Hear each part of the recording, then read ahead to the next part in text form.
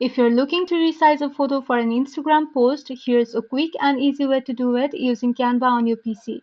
First of all, open up your browser and head over to canva.com. Log into your account or sign up if you haven't already.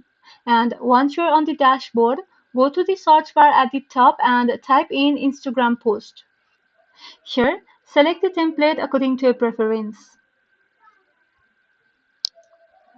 Then tap on Customize this template. Now, click on Upload tab on the left and upload the image you want to resize. Once it's uploaded, just drag and drop it onto the canvas. From here, you can adjust the size by pulling the corners or double-click to reposition and crop it the way you like. Once you're happy with how it looks, go to the top right corner and click Share. Then choose Download and pick your preferred format, PNG or JPG. And you're done. Your photo is now resized and ready to post on Instagram.